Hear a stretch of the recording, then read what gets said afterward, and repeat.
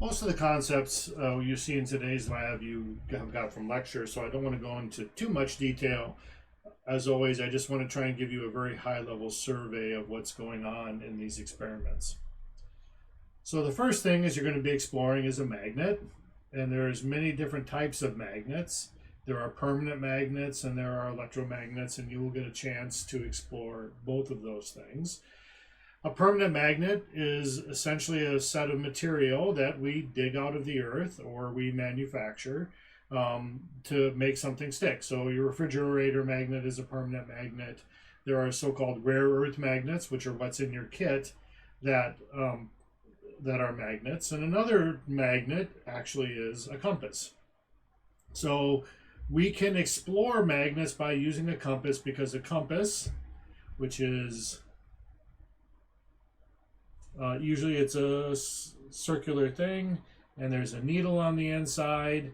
Often one side of the needle is painted silver or white, and the other end of the needle is painted red usually.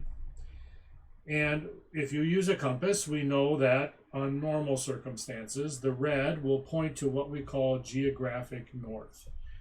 And you'll understand hopefully in a second why I'm worried about geographic north. So this is an interaction, and as you turn this compass, as you turn your compass, you'll see the needle keeps pointing in the same direction regardless of how things look.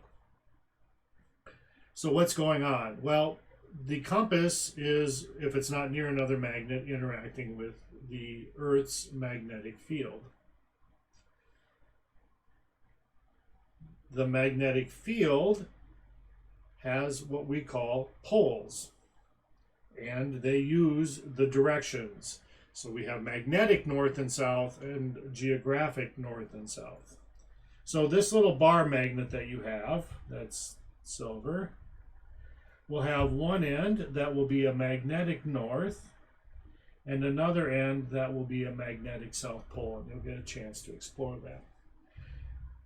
This magnet produces a field, and a field is a little bit of an esoteric thing, but you can just say the field tells us how two magnets know to interact with each other. And we represent the field by lines, and the field lines will leave the North Pole and enter the South Pole. So these little arrows, these are directions, they point. And the reason they point is that if I were to put a compass in the region of these magnetic field lines, the compass aligns such that one end points, the two ends point along the field lines, and so the red points toward along the field line. And if I were to move the compass over here, the red end would point like in this direction, the silver be on the other side. And if I point it over here, the red end would point like this. And what I notice is that this red end, which points normally to geographic north, is attracted to magnetic south. And you'll explore a little bit about when magnets are attracted and when magnets are not attractive. In other words, are souths attracted to souths, or are norths attracted to souths? Or is everything attracted? Maybe it doesn't matter. That's something you'll get to explore in today's lab. But what it does tell me is that the Earth's geographic North Pole must be a magnetic South Pole. Turns out the Earth's magnetic field will flip over eons, so over millennia, I should say. So it's kind of largely static. We may be in the middle of a flip. There's some evidence that we might be flipping our magnetic field right now of the Earth. But nevertheless, this is the way it works right now. So you'll get a chance to explore magnets, and you just remember these basics of the magnetic field as you go through the discussion. You will also be exploring what happens when you run a current through some wire. So one thing you'll get to explore is that if I take some wire and I make it into a coil, turns out it also works if it's straight, but a coil enhances the effect. That's why we're doing coils. And if, let's say, I were to hook this up to a battery, as we've learned in the previous module in this class, this side, the long end of the battery, is positive and the other end is negative or ground. And this causes current to flow through this little circuit we've created. And that current flow, as you're going to see, produces a magnetic field. We can enhance that field by putting some iron in the form of a nail into the middle of the coil. And again, you'll get a chance to explore like that. So this coil is going to produce a magnetic field that you're going to get to explore. And again, we're going to use a compass as our measuring device.